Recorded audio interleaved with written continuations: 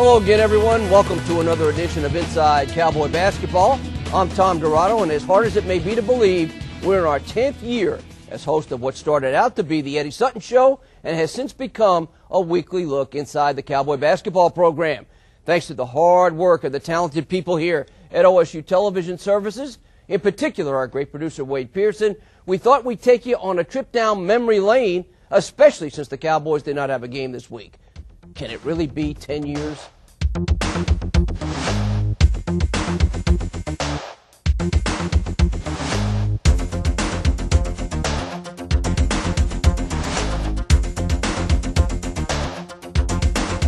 here's your host, Tom Dirato. Hello again, everyone, and welcome to the Eddie Sutton Show. Hey, the Cowboys are on a nice roll. Tell us a quick story about James that our fans would like to know. As an assistant, you know, as a young assistant, was he that fiery, young buck kind of guy? He's always been fiery. He still is. He'd try to sell you on the other side of the coin. Well, now, he's one of the most likable coaches that you'll ever find, I think. Hello again, everyone. Welcome to the Eddie Sutton Show. I'm Tom Dirato alongside the head man at Oklahoma State, Eddie Sutton. And, hey, I want to thank you for coming in, decorating the set during this great time of the year. I'd like to take credit, but I didn't do it. But it is beautiful, and it is my favorite time of the year.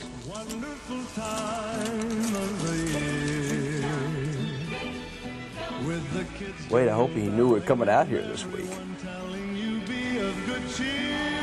Hopefully. Ho, ho, ho! Let's go flying, Santa! Look, I know you have grandchildren, and on Christmas morning, I want you to wear this hat because you're a real Santa helper. Well, while we took our short break, Cowboys put 4 more wins on the board, now 11-1 on the year. You know, if someone had asked me before the season began if we would be 11-1, I would have doubted that. And yet we had a chance to go undefeated up to this point. Well, hello again, everyone. I'm Tom Dirato. Welcome to the Eddie Sutton Show. This week we come to you from the penthouse, otherwise known as your office. So nice of you to let us sit behind your desk. This is a nice office. Yeah, you've got the great view out there at Lewis Field. Maybe we'll show that a little bit later. But so being that we're recruiting the same players that Michigan wants, Kansas wants, if we're going to compete and be one of the top 20 programs in the country and strive to win a national title, it helps to go out and get the best players. Great education, fine community, winning tradition, all part of the package that you offer and try to sell these individuals? I think so. I think, like Paul said, we've been very successful the last 5 years in a lot of areas. Every day, and that's all we can ever ask is for the guys to give their best. We're going to be headed down the ramp here into what we call the auxiliary gym. That's where we're going to set up shop for this week's show. As usual, we have a lot to talk about. You stay with us. The Eddie Sutton Show continues in a moment. Because at home against the running Rebels, we hit 12 out of 19 from beyond the arc, which is really outstanding shooting when you're taking trays. We go down to Lubbock and we hit 1 out of 13, and that in itself is enough to beat you.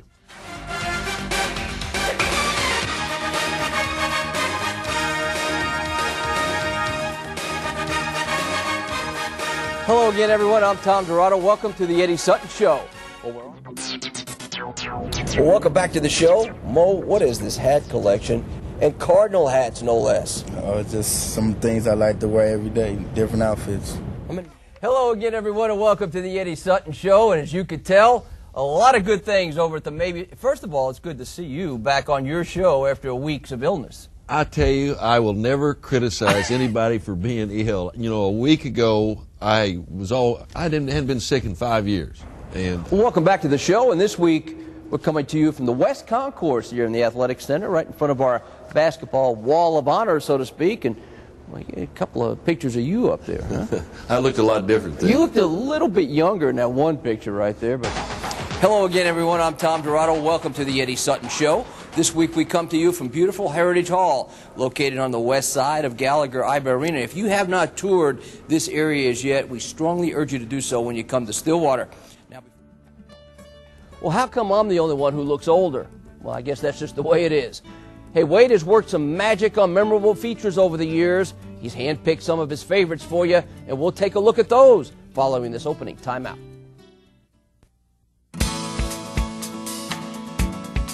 Welcome back to the show. You know, everyone has his or her feature favorites over the last decade, and hopefully Wade found yours as he walked through the video vault this past week. Yeah, since I've been drawing, I think this is my best drawing. This was created, we had to pick out any kind of character or any kind of, just any kind of object, and we had to draw a graph.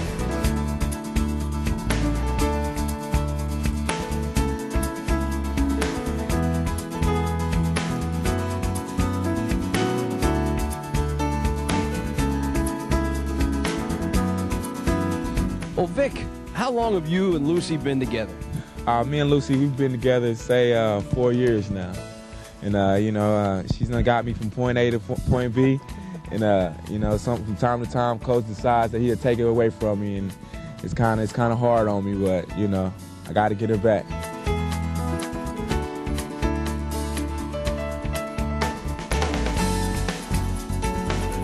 I don't trust these things. Yeah, that's not really camera. Oh.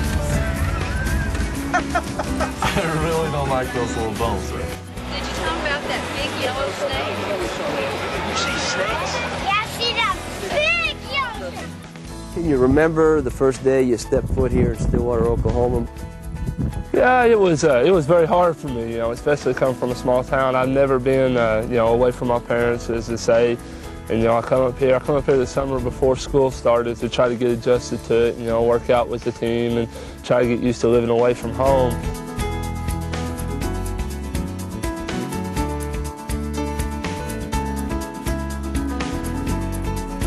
Being a cowgirl and being there for all the excitement last night, and just tell you how proud we are of the team and what a great ride it's been for all of us fans. You and Eddie go back a long way.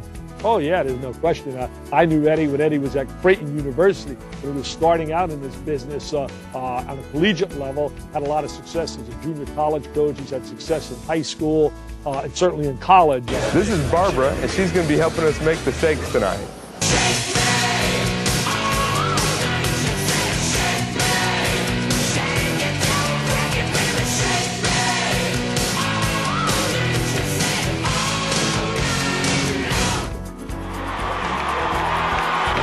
Brooks, Director of Basketball Operations. Boy, that entails a myriad of responsibilities. Well, so much more than you could imagine. It really does.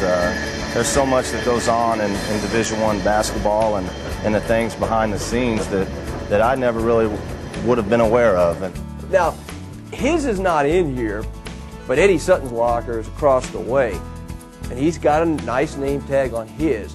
But if we were going to put a nickname under his now, what do you think that might be? You know, I thought a lot about this, and I talked to Vic about it, and it must be the Junkyard Dog.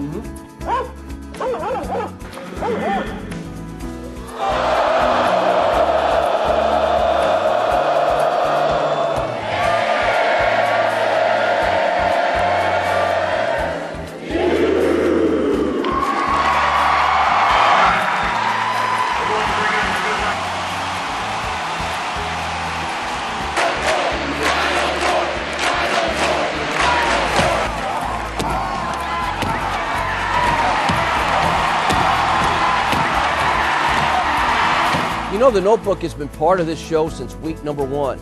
We'll revisit some of those topics when we return to Inside Cowboy Basketball.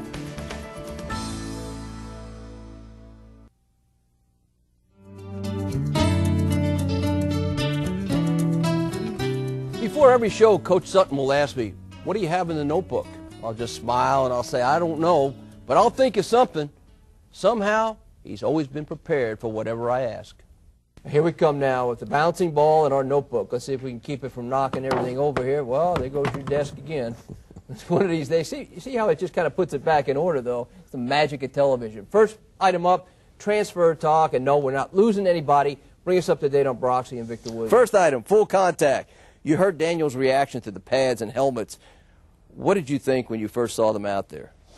I don't think they believed that we were going to do this, and we were going to put shoulder pads and helmets on, and Bill Clay, our assistant football coach, had to come over and see it. It's time for some people to step up. There's some minutes out there for others to grab, and Marlon Dorsey's a great example. Marlon Dorsey has certainly stepped his game up, and I mentioned earlier in the show Brett Robish and Maurice Robinson. How about our Meet the Press? Do you think the officials ought to meet the media after a game? I think that it would be a good thing. I know there are a lot of coaches who would like to see an official have to go to a post-game press conference and explain some calls. Now, whether that ever happens, I don't know, but I would be in favor of having them do it. But let's get into the notebook, because I know you can't wait for that. Obviously, we're going to have a little Big 12 tournament flavor to it. And the first item is a big change. We're going to get a chance to see how Dallas supports this tournament now after Kansas City kind of set the bar pretty high. Kansas City did an unbelievable job. The hospitality was wonderful. Coaches can brag about their fans all over the country, but no one has better fans than Oklahoma State. And we may not have a better notebook than we have this week. I know this is your favorite part of the show. First item, 400 Club. Won't mean much to you now, but can you believe 400 games on that bench at OSU? We've had a great time during the 12-plus years I've been here. It's time has passed way too fast. Stay in touch. We call this next item. I know you do stay in touch with a lot of former players. Well, once a player plays in my program, he becomes part of my family forever. And I do keep in touch with a lot of our players. Okay, let's get to the notebook now, and a very charitable gift given to Oklahoma State earlier this week by an OSU alum. Boone Pickens is a good friend, but what a great friend he is to OSU. He has given millions of dollars to the school that he loves. He graduated here in the early 50s. Duties as well. Now let's get to the notebook and talk about Club 1000. You know, it probably is going to mean more to you someday when you're retired and out there feeding the chickens and milking the cows and all that. But you're one of the few who've had 1,000 games on that bench. Well, and I don't think there'll be too many coaches coach as long as I have. When you take a lot of the young coaches, the game of basketball and the game of coaching has changed a lot. Boy, does he like that notebook segment. You know, we've also had our share of laughs both on and off the set. Some of those lighter moments are next. Stay with us. We'll be right back.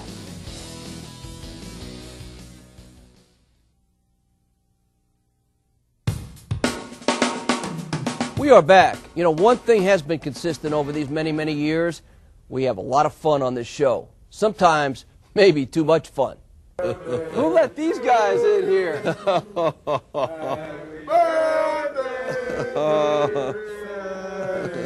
What is this? Happy birthday to you. And they were hoping the practice would be kicked back about 2 hours or so. No. Great looking cake.